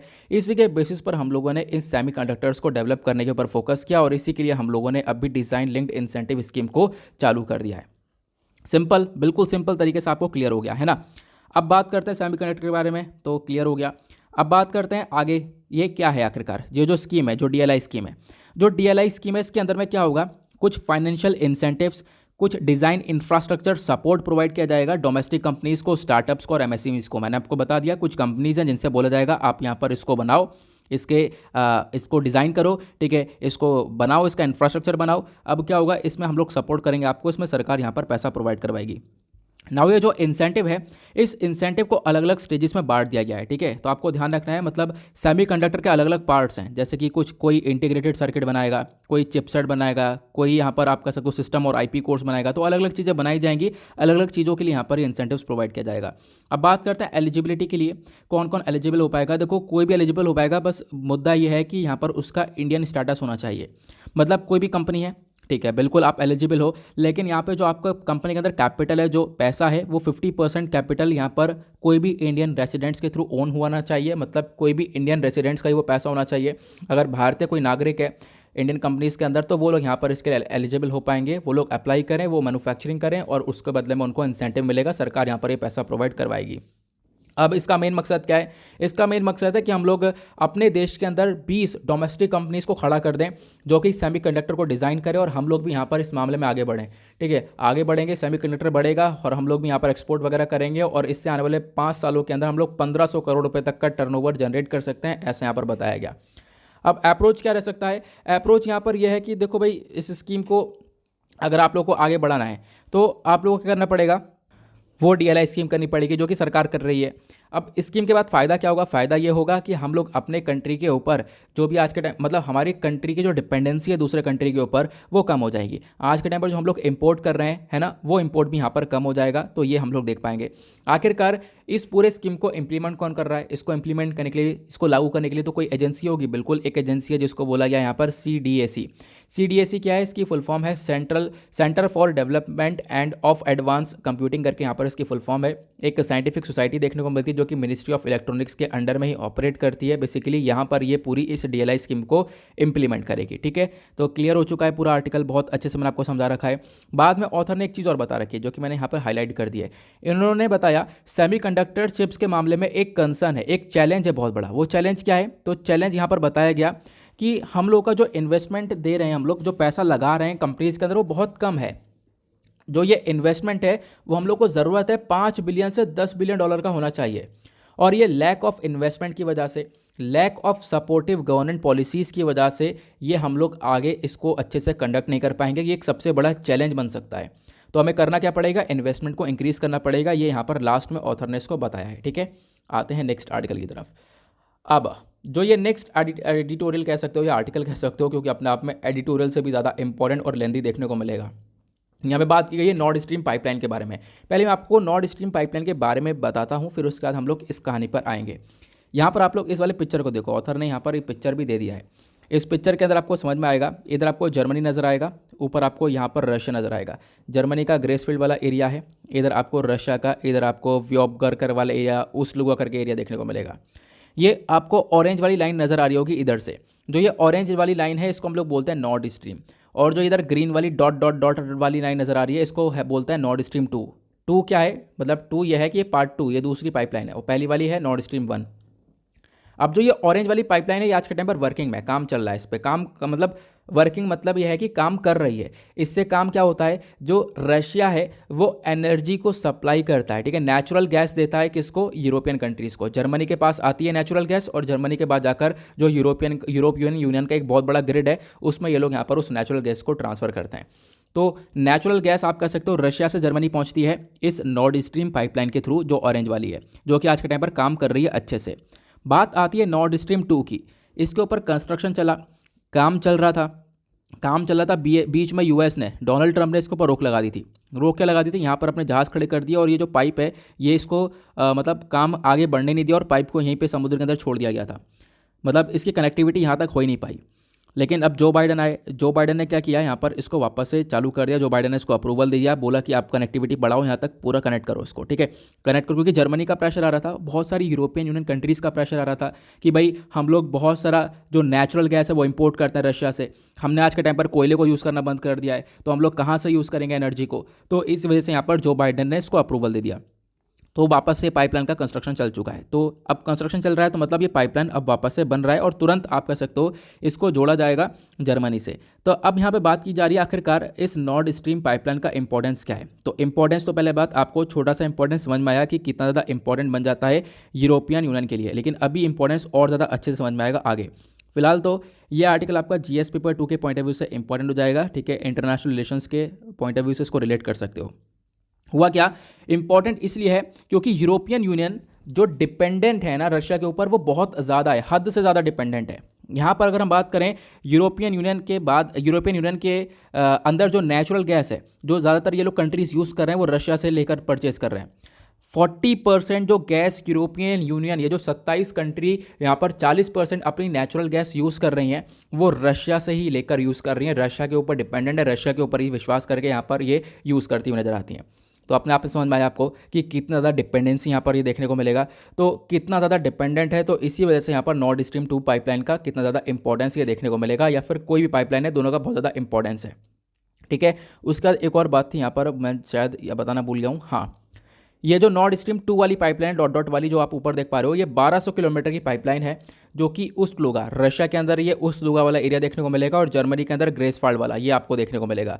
यहाँ से पाइपलाइन कनेक्ट होती है, ये बाल्टिक सी है बीच में, इसी बाल्टिक सी से यहाँ पर ये पाइपलाइन निकलती हुई नजर आती है। तो आपको ध्यान रखना है, मैं आपको फिर से एक बार दिखा देता हूँ, ये आप लोग मैप में देख सकते हो, है ना, ये आपको रशिया से ये पाइपलाइन आता हुआ नजर आएगा बाल्टिक सी में। बाल्टिक सी ये वाला एरिया हो गया, यहाँ से निकल आ रहा है, ठीक है, ये क्लियर हुआ। अब बताया गया कि ये जो पाइपलाइन है लगभग ये हर साल 55 बिलियन क्यूबिक मीटर्स तक जो गैस है वो यहाँ पर ईयर सेंड करेगा, किसको, यूरोपियन यूनियन को। तो रशिया इतनी गैस यहाँ पर सेल करेगा ऐसा बताया गया। और इससे पहले जो नॉर्ड स्ट्रीम 1 वाला सिस्टम है, जो 1 वाली पाइपलाइन देखने को मिलेगी, वो सप्लाई करती है 110 billion cubic metre gas a year to Germany. तो आप कह सकते हो कि रशिया ऑलरेडी बहुत सारा गैस सप्लाई कर रहा है। अब इस नॉर्ड स्ट्रीम 2 पाइपलाइन के माध्यम से हम लोग और ज़्यादा सप्लाई करने वाले थे, लेकिन अभी यहाँ पर इस पर रोक लगा दी गई थी, वापस से यहाँ पर यूएसए के थ्रू अप्रूवल दिया गया। मैंने आपको सारी बातें बता दी हैं, लेकिन दिक्कत क्या है यहाँ पर, दिक्कत यह है कि आर्टिकल के लास्ट में ऑथर ने क्या मेंशन किया है कि हम लोग आगे क्या कर सकते हैं। जो ये नॉर्ड स्ट्रीम 2 पाइपलाइन है इसको हम लोग यूज़ कर सकते हैं एज अ बार्गेनिंग चिप, मतलब कि जो वेस्टर्न कंट्रीज़ हैं, वेस्टर्न कंट्रीज़ रशिया को फोर्स कर सकती हैं to deescalate the tensions with Ukraine. आपको पता होगा रशिया यूक्रेन के टेंशन आज के टाइम पर काफ़ी बढ़ चुके हैं।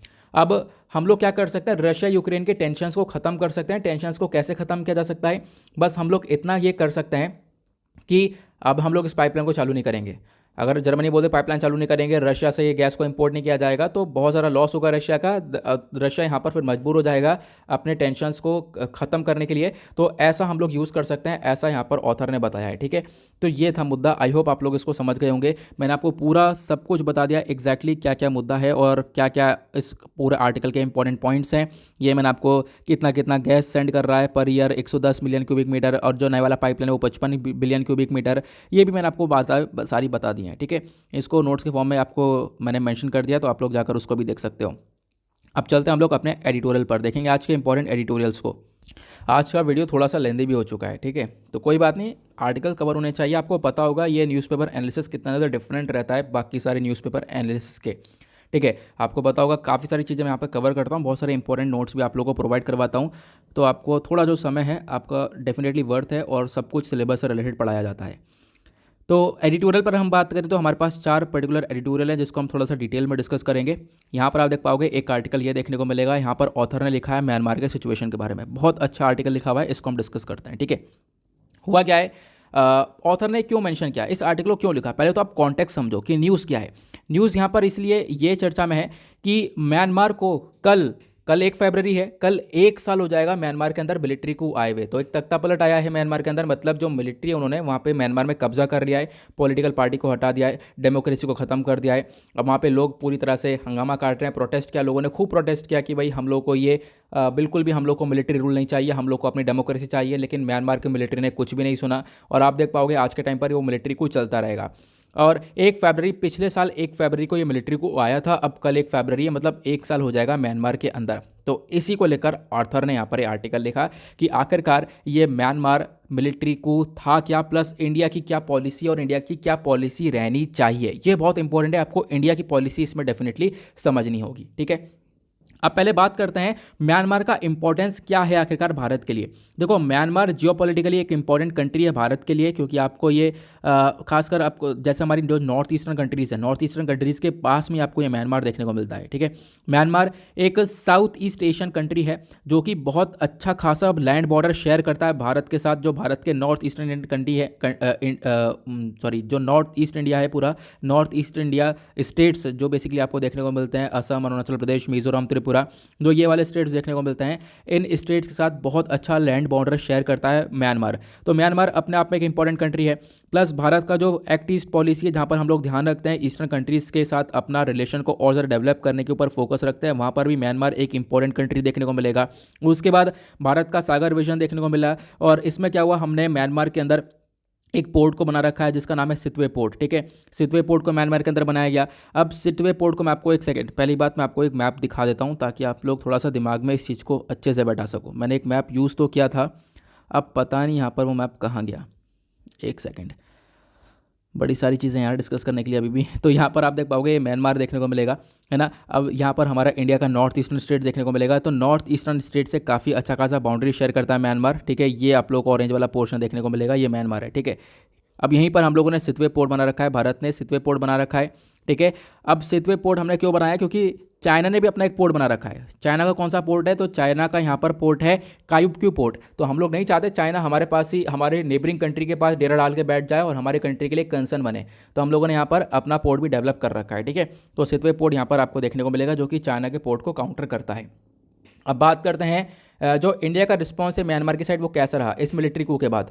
देखो, इंडिया ने पूरी तरह से कोशिश की है कि म्यांमार के अंदर डेमोक्रेसी आ जाए, और डेमोक्रेसी नहीं हटनी चाहिए था, इंडिया का मानना है। मतलब कि जो ये मिलिट्री कू है ये वापस से ख़त्म हो, और एक तरीके से जहाँ पे पहले डेमोक्रेसी हुआ करती थी वो डेमोक्रेसी वापस से आ जाए, ये यहाँ पर इंडिया का एक तरीके से रिस्पॉन्स रहा। लेकिन ग्लोबल रिस्पांस क्या रहा दुनिया भर का, तो वेस्टर्न कंट्रीज़ ने भी यही काम किया। वेस्टर्न कंट्रीज़ ने भी निंदा करी इस चीज़ की कि भाई मिलिट्री को हटाओ, ये डेमोक्रेसी खत्म हो गई किसी कंट्री की, बिल्कुल भी सही बात नहीं है। और इसकी वजह से बहुत सारे कंट्रीज़ रेडी हो गई सैंक्शन लगाने के लिए, और बहुत सारे सैंक्शन म्यांमार के ऊपर लगे भी। ठीक है, यूएस ने यहाँ पर थ्रेट दिया, यहाँ पर बोला है कि हम लोग बहुत सारे सैंक्शंस के ऊपर सैंक्शंस लगा देंगे।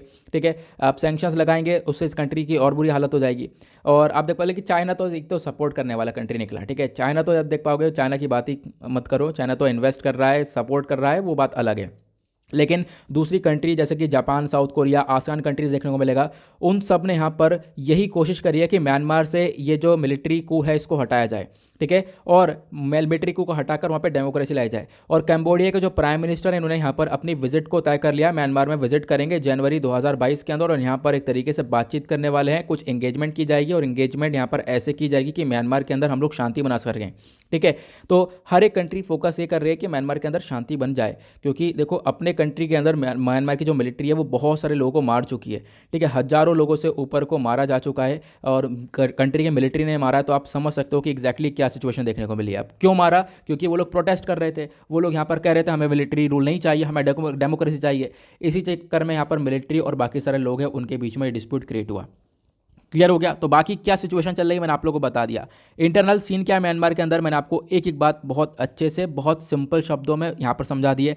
आसियान का रोल क्या रहा है मैंने आपको बता दिया। बाय द वे आपको बताना है आसियान के अंदर टोटल कितनी कंट्रीज़ हैं। कंबोडिया के बारे में आपको बता दिया, कंबोडिया बातचीत करने वाला है। तो जो भी इंपॉर्टेंट बात है मैं आप लोगों को डायरेक्टली इंपॉर्टेंट बात बता रहा हूँ। एडिटोरियल के पर्सपेक्टिव यहाँ पर एडिटोरियल का जो मेन पर्सपेक्टिव क्या है मैं आपको बता रहा हूँ। और एडिटोरियल का मेन इंपॉर्टेंट रोल यही होता है कि आप क्रक्स जानो, पॉइंट जानो कि आखिरकार ऑथर किस चीज़ को टच कर रहे हैं। ऑथर यहाँ पर फिर बोलते हैं इंडिया की पॉलिसी के बारे में। बताया गया कि देखो हम लोग वर्ल्ड की लार्जेस्ट डेमोक्रेसी हैं और इंडिया यहाँ पर हमेशा ही फोकस करता है कि भाई हम लोग किसके ऊपर फोकस करें, डेमोक्रेसी के ऊपर। और हम लोग हमेशा से ही कौन सी कंट्री के साथ रिलेशन को बनाएं, डेमोक्रेसीज के साथ, है ना। हमारा फोकस यही है। हम लोग अब क्या हो रहा है कि किसी कंट्री के अंदर आप देखो पाओगे मिलिट्री को हो गया जो कि बिल्कुल हमारे कंट्री के बराबर में है, तो हम लोग भी यहाँ पर फोकस कर रहे हैं कि वापस से एफर्ट लगाकर म्यांमार का वापस से बैक ऑन द रेल किया जाए, मतलब वापस से जो डेमोक्रेसी म्यांमार की वो वापस से ट्रैक पर लेकर आई जाए। ये हमारा मेन मकसद है। और आपको पता होगा दिसंबर 2021 मतलब पिछले महीने की बात है, म्यांमार गए थे हमारे फॉरेन सेक्रेटरी साहब, वो थे हर्षवर्धन श्रृंगला साहब। ये गए म्यांमार और म्यांमार जाकर काफ़ी कुछ डिस्कशन किया। हालांकि इन्होंने कोशिश की कि ऑंग सान सू की से बातचीत हो जाए। ऑंग सान सू की कौन है, वो यहाँ पर पॉलिटिकल पार्टी की लीडर हुआ करती थी, तो म्यांमार की मिलिट्री ने पॉलिटिकल पार्टी खत्म कर दी, वहाँ से एनएलडी पार्टी हुआ करती थी, खत्म कर दी, इनको अरेस्ट वगैरह कर लिया है, इनको कस्टडी में ले लिया है। तो इनसे बातचीत करने की कोशिश की लेकिन म्यांमार ने मना कर दिया, जो कि बिल्कुल एक्सपेक्टेड था। ठीक है, उसके बाद भारत ने लगभग 1 बिलियन डोजेस प्रोवाइड करवाए मेड इन इंडिया वैक्सीन के म्यांमार को, और ह्यूमैनिटेरियन सपोर्ट प्रोवाइड करवाने के बारे में चर्चा की गई है। अब क्या होगा, इससे हम लोग फोकस ये कर रहे हैं कि भाई म्यांमार के अंदर शांति बन जाए, हम लोग रिलेशन को डेवलप कर रहे हैं, कुछ एफर्ट्स लगा रहे हैं कि वापस से डेमोक्रेसी आ जाए। ठीक है, अब वहाँ पर फिर उसका ऑथर क्या बोलते हैं, ऑथर बोलते हैं इंडिया को फोकस करना चाहिए रियलिज्म और प्रैग्मेटिज्म के ऊपर। इसका मतलब है एक रियलिस्टिक अप्रोच हो, हम लोग चीज़ों को सोचें लॉजिकली। ठीक है, जो हमारा अप्रोच रहेगा वो लॉजिकल रहेगा, तो हम अगर इन चीज़ों की तरफ आगे बढ़ते हैं तो ज़्यादा बेटर रहने वाला है। तो ऑथरों का कहना यह है कि बिल्कुल शांति से हम लोग को और ट्राई करना चाहिए म्यांमार के अंदर इस सिचुएशन को संभालने के लिए। क्लियर हुआ? आई होप आप लोग इसको बहुत अच्छे से समझ गए होंगे पूरे आर्टिकल को, मतलब 2 मिनट के इसका पूरा 2 मिनट के अंदर इसका पूरा निचोड़ मैंने आपको बता दिया। नेक्स्ट एडिटोरियल पर आते हैं। यहाँ पर बात की गई है फाइनेंस मिनिस्टर टू नोट, मतलब फाइनेंस मिनिस्टर को क्या देखना चाहिए। आपको पता है कल बजट आ रहा है, अब बजट के ऊपर यहाँ पर एक चीज़ के ऊपर फोकस कर सकते हैं, वो है ग्लोबल मिनिमम टैक्स। अब ये ग्लोबल मिनिमम टैक्स क्या है, मैं आपको पहले इसका आर्टिकल का एक बैकग्राउंड बताता हूँ। आपको बैकग्राउंड समझ में आ जाएगा ना, तो ये आर्टिकल पूरी तरह से मतलब तुरंत समझ में आ जाएगा फटाक से। तो पहली बात इसका बैकग्राउंड सुनो। हुआ क्या है, पिछले साल की बात है, G7 कंट्रीज़ ने मिलकर बातचीत करी और G7 कंट्रीज़ ने मिलकर बातचीत करके यहाँ पर फोकस किया ग्लोबल मिनिमम कॉर्पोरेट टैक्स के ऊपर। चलो मैं आपको कुछ ऐसे समझाता हूँ। ग्लोबल मिनिमम कॉर्पोरेट टैक्स का मतलब क्या है, मतलब यह है कि मान लो कॉर्पोरेट जो बड़ी बड़ी कंपनीज़ हैं इनसे टैक्स लिया जाएगा। ठीक है, और होता क्या है, जो बड़ी बड़ी कंपनीज़ है वो आज के टाइम पर कौन सी कंट्रीज़ में भागती हैं, वो कंट्रीज़ ऐसी भागती हैं, ऐसी कंट्री में जहाँ पर टैक्स बहुत कम हो। नीदरलैंड, बहुत सारी कंट्रीज ऐसी देखने को मिलती हैं जहाँ पर ये बड़ी बड़ी कंपनियाँ भागती हैं। ठीक है, कि यहाँ पर टैक्स कम लगेगा, हम अपना सेटअप करेंगे सब कुछ और टैक्स कम देंगे, अपना रेवेन्यू ज़्यादा जनरेट करेंगे। तो इससे क्या हो रहा है, बड़ी बड़ी जो कंपनीज USA हो गया, ठीक है, UK हो गया, इंडिया हो गया, मतलब इन कंट्रीज़ को बहुत नुकसान हो रहा है, क्योंकि ये बड़ी बड़ी जो कॉर्पोरेट से बड़ी बड़ी कंपनीज़ हैं ये छोटे छोटे देशों के अंदर जा रही हैं अपने टैक्स को बचाने के लिए, और यहाँ पर USA इंडिया जैसी कंट्री के अंदर ये आ ही नहीं रही हैं, क्योंकि अगर यहाँ पे आएंगी तो यहाँ पे टैक्स आप देख पाओगे बहुत ज़्यादा लगता है। ठीक है, अब टैक्स ज़्यादा लगता है और इनका ये जो कंट्रीज है टैक्स बहुत कम लगाती हैं। आप कह सकते हो नीदरलैंड ने लगभग बोलो 8% का टैक्स लगा दिया, और US यहाँ पर आप कह सकते हो कि 14% का 15% का टैक्स लगा रहा है। इंडिया यहाँ पर आप कह सकते हो कि 15-16% का टैक्स लगा रहा है। तो यहाँ पर टैक्स ज़्यादा लग रहा है, तो कंपनीज कहाँ पर जाना पसंद करेंगी, छोटी कंट्रीज़ के अंदर, कि भाई यहीं पर सेटअप कर लेते हैं, हमें टैक्स कम देना पड़ेगा, रेवेन्यू बचेगा। तो इस चीज़ को देखते हुए जो G7 कंट्रीज़ है, जो 7 देश हैं, इन्होंने मिलकर तय किया हम लोग एक मिनिमम टैक्स रेट सेट कर देंगे। कितना टैक्स रेट चार्ज करेंगे, 15%, मतलब मिनिमम 15% टैक्स तो लिया जाएगा इन कॉर्पोरेट से, इससे कम तो नहीं लिया जाएगा। चाहे वो नीदरलैंड हो, चाहे वो कोई भी कंट्री हो, उनको 15% ही वो भी चार्ज करेंगे। तो अब कॉर्पोरेट्स क्या करेंगे, कॉर्पोरेट्स के लिए सब इक्वल हो गया। अब ये कहीं पर ऐसे नहीं भागेंगे जहाँ पर कोई कम होगा, तो मतलब कोई भी कम नहीं देगा। आप 15% चार्ज करो, 15% से ऊपर चार्ज कर सकते हो, कम मत चार्ज करना। ये यहाँ पर सेट हो गया, सब कुछ बोल दिया गया। ठीक है, तो यहाँ पर बोला गया इससे क्या होगा, अब ये जो कॉर्पोरेट्स है वो बड़ी बड़ी कंपनी, बड़ी बड़ी कंट्री के अंदर भी जाएंगे, बड़े बड़े देशों के अंदर भी, क्योंकि ये लोग अभी बड़े देशों के अंदर जा नहीं रही थी, इससे बड़े देशों को काफ़ी नुकसान हो रहा था। तो अब ये लोग यहाँ पर भी देखने को मिलेंगी। ठीक है, तो अब क्या है कि सबके लिए इक्वल कर दिया गया टैक्स, तो इसी को बोला गया global minimum tax on MNC, multinational companies. लेकिन ऑथर यहाँ पर बोलती हैं ये जो टैक्स रेट है ये कम है, या आपने 15% कम देखा है, और खासकर इंडिया के पर्सपेक्टिव से। इंडिया इतना टैक्स लेगा, कुछ डिडक्ट करेगा, उसके बाद बहुत कम पैसा आएगा भारत के पास, तो इस टैक्स रेट को बढ़ा देना चाहिए। बस यहाँ पर ये इस आर्टिकल के अंदर बस इतना है, मैं आपको आगे बताता हूँ। ठीक है, अभी फिलहाल यहाँ पर आर्टिकल की स्टार्टिंग कैसे करती हैं, ऑथर यहाँ पर बोलते हैं कि अगर हम लोग वर्ल्ड इनइक्वालिटी रिपोर्ट 2022 के अकॉर्डिंग बात करें, वर्ल्ड इनइक्वालिटी रिपोर्ट आपको नाम से पता चल रहा है, जो कि असमानता को दर्शाती है कंट्री के अंदर। तो इस रिपोर्ट को ऑथर किया Lucas Chanshal, Thomas Piketty, Emmanuel सेइस, अलग अलग लोगों ने यहाँ पर इस रिपोर्ट को तैयार किया। और इंडिया एक अनइक्वल कंट्री निकल कर आया, मतलब इंडिया के अंदर असमानता ज़्यादा है। जो बॉटम 50% की पॉपुलेशन है वो 53,000 रुपये कमा रही है, लेकिन जो टॉप 10% की पॉपुलेशन है वो इससे 20 गुना ज़्यादा कमा रही है। कहने का मतलब यह है जो टॉप 10% और टॉप 1% रिचर वाले लोग हैं वो बहुत ज़्यादा पैसा होल्ड करके बैठे हैं as compare to the lower section. जो हमारे पास बहुत सारी जो एक तरीके से लोग हैं उनके पास पैसा बहुत कम है, लेकिन जो टॉप के 1% 10% लोग हैं उनके पास सबसे ज़्यादा पैसा देखने को मिलेगा, ऐसा बताया गया। तो इससे क्या दर्शाता है? इससे दर्शाता है असमानता बहुत ज़्यादा है। इंडिया पुअर के अंदर भी, मतलब पुअर कैटेगरी के अंदर भी आप देख पाओगे काफ़ी ऊपर है, अनइक्वल कंट्री के अंदर भी यहाँ पर ऊपर आपको देखने को मिलेगा, ऐसा बताया गया। इनइक्वालिटी के बारे में बात करें तो इंडिया के अंदर आज के टाइम पर बहुत ज़्यादा बढ़ चुकी है। पेंडेमिक के ने और ज़्यादा बढ़ा दिए, कोरोना वायरस की वजह से और ज़्यादा बढ़ चुकी। जो कंट्रीज़ हैं, कंट्रीज़ के अंदर जो लोग हैं, लोग तो अमीर हुए हैं, अमीर अमीर और हुआ, गरीब और गरीब हुए हैं। मतलब सरकारें जो गरीब हो गई हैं वो तो हुई हैं, सरकारें के पास पैसा नहीं आया, लेकिन अमीर उन लोगों ने खूब पैसा दबा के कमाया है, ऐसा बताया गया। जो टोटल वेल्थ है प्राइवेट हैंड्स के अंदर वो भी इंक्रीज़ हुई है, जो प्राइवेट लोगों ने खूब पैसा कमाया। ग्लोबल जो मल्टी मिलियनर लोग हैं उन्होंने बहुत सारा पैसा कमाया इस कोविड-19 के टाइम में, और पिछले कुछ दशकों से लगातार पैसा कमा रहे हैं। तो ये चीज़ें हम लोग को देखने को मिली। अब क्या हुआ? ग्लोबल मिनिमम टैक्स रेट को सेट किया गया। ग्लोबल मिनिमम टैक्स रेट आप सेट करते हो कितने का? 15% का, जैसे मैंने आपको बताया। तो 15% टैक्स सेट करते हो, मतलब कोई मल्टीनेशनल कंपनी आती है, कोई कॉर्पोरेट आता है भारत के अंदर, ठीक है। अब आपने यहाँ पर ये सेट कर दिया, चलो मामला। लेकिन इससे क्या हो रहा है? जब भारत 15% टैक्स काटेगा ना, तो इसका मतलब है भारत को सिर्फ $0.5 बिलियन ही मिलेगा, इतना ही पैसा मिलेगा। क्योंकि हम लोग टैक्स लेंगे, टैक्स के अंदर कुछ छूट भी दी जाती है, डिडक्शन दिए जाते हैं। अगर हम बात करें बिना डिडक्शन के भी हम लोग को यहाँ पर बहुत कम पैसा मिलने वाला है। मतलब आप कह सकते हो कुछ बचेगा ही नहीं, ठीक है। बिना डिडक्शन के 0.5 बिलियन है, और डिडक्शन कर दिया उनको, कुछ अगर छूट दे दी तो हमारे पास कुछ पैसा बचेगा ही नहीं। तो इससे क्या फ़ायदा हुआ 15% टैक्स लगाने से? और इसको देखते हुए ऑथर यहाँ पर वर्ल्ड इनइक्वालिटी रिपोर्ट को सजेस्ट करती हैं, मतलब वर्ल्ड इनइक्वालिटी रिपोर्ट का एक सजेशन है, उसी को सपोर्ट करती हैं। वर्ल्ड इनइक्वालिटी रिपोर्ट ने बोला है कि जो ग्लोबल मिनिमम टैक्स एमएनसी के ऊपर वो 25% का तो होना चाहिए। भाई 25% का अगर होगा, भारत 25% टैक्स काटेगा इन कॉर्पोरेट के ऊपर, तो ये कुछ पैसा आएगा हमारे पास $1.4 बिलियन का, विदाउट डिडक्शन, बिना छूट दिए हम लोग इतना पैसा कमा लेंगे। लेकिन जो डिडक्शन दिया जाएगा, कुछ छूट दी जाएगी, छूट देने के बाद भी $1.2 बिलियन हम लोग कमा सकते हैं। तो क्या करना पड़ेगा? आप लोग 15% टैक्स नहीं चार्ज करोगे, थोड़ा ज़्यादा चार्ज करो तो ज़्यादा बेटर रहेगा। अभी जो 15% का टैक्स रेट आपने रखा है, ये कहीं ना कहीं एक कंसर्न पैदा करेगा। इंडिया का रेवेन्यू जनरेट होगा नहीं, रेवेन्यू नहीं आएगा तो बहुत सारे यहाँ पर आप देख पाओगे प्रॉब्लम्स देखती हुई नजर आएंगी। तो आपको ये देखना पड़ेगा। तो ऑथर यही बोलती है कि जो हमारी फाइनेंस मिनिस्टर है उनको इस चीज़ के ऊपर फोकस करना चाहिए, और हमें बजट के अंदर इंक्लूड करना चाहिए, जो टैक्स है उसको इंक्रीज़ करें, और इससे यहाँ पर गवर्नमेंट के पास रेवेन्यू भी इंक्रीज़ होगा। क्लियर हुआ? आई होप आप लोग इसको भी बहुत अच्छे से समझ गए होंगे। नेक्स्ट एडिटोरियल बात करता है लिमिट्स ऑफ पावर की। अब लिमिट्स ऑफ पावर क्या है? आपको पता होगा, रिसेंटली मैंने एक आर्टिकल आपके साथ डिस्कस किया था, और ये आर्टिकल मैंने परसों भी डिस्कस किया है। तो आपको करना क्या है? वीडियो ऑलरेडी 1 घंटे से ऊपर का हो चुका है, आपको फटाफट वो परसों वाला वीडियो देखना है। कल कोई वीडियो अपलोड नहीं हुआ है तो चैनल पर जाओगे तो आपको परसों का वीडियो बहुत आराम से मिल जाएगा। परसों के वीडियो में सबसे पहला आर्टिकल मैंने यही डिस्कस किया है। महाराष्ट्र लेजिस्लेटिव असेंबली के जो भी यहाँ पर लोग थे, जो भी मेंबर्स थे, उनको सस्पेंड कर दिया गया था 1 साल के लिए। सुप्रीम कोर्ट ने यहाँ पर मना किया, भाई 1 साल के लिए आप सस्पेंड नहीं कर सकते। बहुत ज़्यादा डिटेल मैंने समझाया है, तो प्लीज़ मैं हो सका तो उस वीडियो का लिंक आपको नीचे डिस्क्रिप्शन बॉक्स में दे दूंगा, लेकिन लिंक की ज़रूरत नहीं है। जैसे आप लोग चैनल ओपन करोगे, एक वीडियो छोड़कर देखना, आपको पुराना वाला वीडियो मिल जाएगा, ठीक है। करना क्या है? आप लोग सिंपल से जाकर जो 29 जनवरी वाला वीडियो है उसको प्लीज़ जाकर देख लो, प्लीज़ बोल रहा हूँ, और इतना सपोर्ट आप लोग कर सकते हो। और क्या है कि पेज नंबर 1 पे, मतलब पहला ही आर्टिकल मैंने ये डिस्कस किया, मैंने आपको सब कुछ बता रखा है। रूल 53 क्या है, आर्टिकल 212 क्या है, सुप्रीम कोर्ट ने क्या बोला है, प्लस महाराष्ट्र लेजिस्लेटिव असेंबली ने क्या बोला है, क्या हुआ है, लेजिस्लेटिव असेंबली क्या होती है, लेजिस्लेटिव काउंसिल क्या होता है, सारी बातें मैंने आपको बता रखी हैं। तो प्लीज़ जाकर उसको एक बार देख लेना, ठीक है। आते हैं नेक्स्ट आर्टिकल की तरफ। यहाँ पे बात की गई है, Russia should do more to reduce tension along its border with Ukraine.